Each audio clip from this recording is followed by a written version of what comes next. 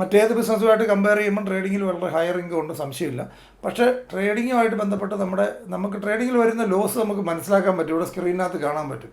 പക്ഷേ നമ്മളിത് പ്രൊമോട്ട് ചെയ്താൽ കിട്ടാമായിരുന്ന ഒരു ഇൻകം അതിന് വരുന്ന ലോസ് നമുക്ക് അറിയാൻ മേല. അതായത് ഇപ്പം നമ്മൾ ആത്മാർത്ഥമായിട്ട് കൂടുതൽ ആൾക്കാരെ കസ്റ്റമറെ ആക്കുക. നമുക്ക് 2 ഓപ്ഷനാണുള്ളത്, 2-3 ഓപ്ഷനാണ് എന്ന് വേണേൽ പറയാൻ പറ്റും. ഒന്ന് ട്രേഡ് ചെയ്ത് വരുമാനം ഉണ്ടാക്കാം, രണ്ടാമത്തത് നമുക്ക് റെഫർ ചെയ്ത് വരുമാനം ഉണ്ടാക്കാം. ഇത് നല്ലതാണെന്ന് തോന്നിയാൽ ഇതുപോലത്തെ ക്ലാസ്സുകൾ കിട്ടിയാൽ ഏതൊരാൾക്കും, സാധാരണ ഒരാൾക്കും വീട്ടിലിരുന്ന് ഈ ഫോൺ പിടിച്ചുകൊണ്ട് ജീവിതകാലം മുഴുവൻ വരുമാനം ഉണ്ടാക്കാനുള്ള സ്കില്ല് പഠിപ്പിച്ചു കൊടുക്കുന്നു.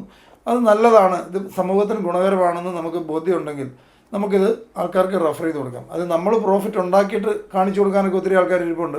അതിനൊന്നും ആവശ്യമില്ല. നമ്മൾ പ്രോഫിറ്റ് ഉണ്ടാക്കിയാലും ഇല്ലേലും ഇവിടെ ആൾക്കാർക്ക് പ്രോഫിറ്റ് ഉണ്ടാക്കാം. ഞാൻ കഴിഞ്ഞ ദിവസം ഒരാളോട് പറഞ്ഞുള്ളൂ, അതായത് നമ്മൾ പ്രോഫിറ്റ് ഉണ്ടാക്കിയിട്ട് കാണിച്ചു കൊടുക്കാനിരിക്കുകയാണെങ്കിൽ ഇവിടെ ഏതെങ്കിലും ക്രിപ്റ്റോ പഠിപ്പിച്ചു കൊടുക്കുന്ന ഇൻസ്റ്റിറ്റ്യൂട്ടിൽ ആദ്യം ചെന്നിട്ട് ഒരാൾ ചോദിക്കുക, നിങ്ങളുണ്ടാക്കിയ പ്രോഫിറ്റ് ഒന്ന് കാണിക്കുക, എന്നാൽ ഞാൻ ജോയിൻ ചെയ്യാമെന്ന് ആരെങ്കിലും പറയാറുണ്ടോ? ഇല്ല. അദ്ദേഹം ആ ക്രിപ്റ്റോ അവിടെ പഠിപ്പിച്ചു കൊടുക്കുന്ന ഇൻസ്റ്റിറ്റ്യൂട്ടിലുള്ള ഇൻസ്ട്രക്ടർ പ്രോഫിറ്റ് ഉണ്ടാക്കിയാലും ഇല്ലെങ്കിലും അവിടെ ചെല്ലുന്ന ഒരാൾക്ക് പ്രോഫിറ്റ് ഉണ്ടാക്കാം. അത് അയാളുടെ ലേണിംഗ് സ്കില്ല് പോലെയും അയാളുടെ ക്ഷമ പോലെയും അയാൾ എന്തുമാത്രം ഫോക്കസ്ഡ് ആണെന്നുള്ളതനുസരിച്ചേ പ്രോഫിറ്റ് വരുള്ളൂ. അല്ല നമ്മൾ പ്രോഫിറ്റ് ഉണ്ടാക്കിയിട്ട് കാണിച്ചു കൊടുത്തെന്ന് വെച്ച് നമ്മൾ കാണിക്കുന്ന എല്ലാ ആൾക്കാർക്കും പ്രോഫിറ്റ് കിട്ടണമെന്നുമില്ല. നമുക്ക് കിട്ടിയില്ലെങ്കിലും അവർക്ക് കിട്ടാനുള്ള സാധ്യത അവിടെ കിടപ്പുണ്ട്. നമ്മൾ മനസ്സിലാക്കിയ ഒരു ബിസിനസ്സുകാരൻ എപ്പോഴും ചിന്തിക്കേണ്ട മാർക്കറ്റ് ഷെയറാണ്. ആൾക്കാർ ഇവിടെ പൈസ കൊടുത്ത് ട്രേഡിംഗ് പഠിക്കാൻ പോകുന്നുണ്ട്, ആൾക്കാർ സ്വന്തം നിലയ്ക്കും ട്രേഡിംഗ് ചെയ്യുന്നുണ്ട്. അപ്പോൾ അതിനൊരു മാർക്കറ്റുണ്ട്, സംശയമില്ല. ആ മാർക്കറ്റിനകത്ത് മാർക്കറ്റ് ഷെയർ എടുക്കുക എന്നുള്ളതായിരിക്കണം ഒരു സെൻസിബിൾ ആയിട്ടൊരു ബിസിനസ്സുകാരൻ ചെയ്യേണ്ടത്. ഇപ്പോൾ ഒരു ഡിസ്ട്രിബ്യൂഷൻ ബിസിനസ് നമ്മൾ ചെയ്തുകൊണ്ടിരിക്കുക, നമ്മൾ ഡിസ്ട്രിബ്യൂഷൻ എടുക്കാൻ പോകുന്നത് ഞാൻ ഇടയ്ക്ക് പറഞ്ഞിട്ടുള്ളതാണ്, പുതിയ ആൾക്കാർക്ക് വേണ്ടി പറയുക. ഞാൻ ഒക്കെ ഫാസ്റ്റ് മൂവിങ് FMCGയുടെ ഒക്കെ ഡിസ്ട്രിബ്യൂഷൻ ചെയ്തിട്ടുണ്ട്. നമ്മളിപ്പോൾ ഒരു കോൾഗേറ്റിൻ്റെ ഡിസ്ട്രിബ്യൂഷൻ എടുക്കാൻ തീരുമാനിക്കുന്ന സമയത്ത് ഞാൻ പറയുകയാണ്, ഞാനൊരു കാര്യം ചെയ്യാം, ഒരു കോൾഗേറ്റ് ഒരെണ്ണം മേടിച്ചിട്ട് എൻ്റെ വീട്ടിൽ കൊണ്ട് കൊച്ചിനെ തേപ്പിച്ചിട്ട് ആ കൊച്ച് വളർന്നു വന്നിട്ട് കൊച്ചിൻ്റെ പല്ലിന് വല്ലോ കേടുവരുന്നുണ്ടോ എന്ന് ഞാൻ നോക്കിയിട്ട് ഡിസ്ട്രിബ്യൂഷൻ എടുക്കാമെന്ന് പറഞ്ഞാൽ അവർ പോകാൻ പറയും, അല്ലേ? അതായത് അവിടെ വേറെ ആൾക്കാരുണ്ട്, അന്നേരം നമുക്കിതൊക്കെ ആലോചിച്ചുകൊണ്ടിരിക്കാം വേറെ ആമ്പിളൊരു ബിസിനസ് ചെയ്യുമെന്ന് മാത്രം. ഇവിടെ അത് തന്നെയാണ്, നമുക്കിതൊക്കെ നോക്കിക്കൊണ്ടിരിക്കാം വേറെ ആമ്പിളൊരു ബിസിനസ് ബിൽഡ് ചെയ്ത് പൊക്കോളും.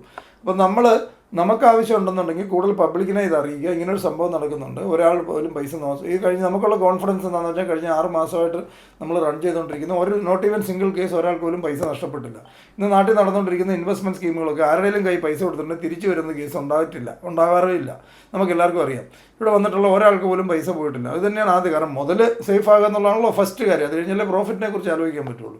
ഇവിടെ നടന്നുകൊണ്ടിരിക്കുന്ന ഒരു ഇൻവെസ്റ്റ്മെൻറ്റ് സ്കീമിൽ 99% കേസിലും പൈസ കൊടുക്കുന്നത് തിരിച്ചു വരുന്നില്ലല്ലോ. നമുക്ക് പരിചയക്കാർക്ക് പോലും പൈസ കൊടുത്തിട്ട് തിരിച്ചു കിട്ടുന്നില്ല. അന്നേരമാണ് ചുമ്മാ അറിയാൻ മേലാത്ത ഏതൊക്കെയോ പ്ലാറ്റ്ഫോമിൽ ആരൊക്കെയോ പറയുന്നത് കേട്ടിട്ട് ഇവിടെ എന്തുമാത്രം ആൾക്കാർ ലക്ഷങ്ങളും കോടികളൊക്കെ ഇൻവെസ്റ്റ് ചെയ്യുന്നത്. അപ്പോൾ നമ്മുടെ ഈ പ്ലാറ്റ്ഫോം തുടങ്ങിയിട്ട് ഒരാൾക്ക് പോലും ഒരു പൈസ പോലും നഷ്ടപ്പെട്ടിട്ടില്ലാതെ ഒരു തൊഴിൽ പഠിച്ചാൽ തന്നെ, അല്ലെങ്കിൽ പുതിയ ക്ലാസ്സുകൾ അറ്റൻഡ് ചെയ്യാൻ പറ്റിയാൽ തന്നെ എന്തുമാത്രം അറിവ് കിട്ടുന്നുണ്ട്. ഒരു പൈസ പോലും നഷ്ടപ്പെടുത്താതെ അറിവ് തന്നെ കിട്ടുന്നതിന് എന്ത് മുതലല്ലെന്ന് ആലോചിച്ച് നോക്കുക. അതിനൊക്കെ വില കൊടുക്കുന്ന ആൾക്കാരെ നമ്മൾ കണ്ടുപിടിക്കുക. അല്ലാതെ എനിക്കൊന്നും കിട്ടിയില്ല എന്ന് പറഞ്ഞ് നടക്കുന്നവരല്ലാതെ അറിവുണ്ടാക്കാൻ വേണ്ടി ഇവിടെ ആൾക്കാർ ആയിരക്കണക്കിന് 10,000 രൂപ കൊടുത്ത് ട്രെയിനിങ്ങുകളൊക്കെ ആൾക്കാർ അറ്റൻഡ് ചെയ്യുന്നുണ്ട്, ഇല്ലേ? അതിനൊക്കെ അറിവിന് വില കൊടുക്കുന്ന ആൾക്കാരെ നിങ്ങൾ കണ്ടുപിടിക്കുക.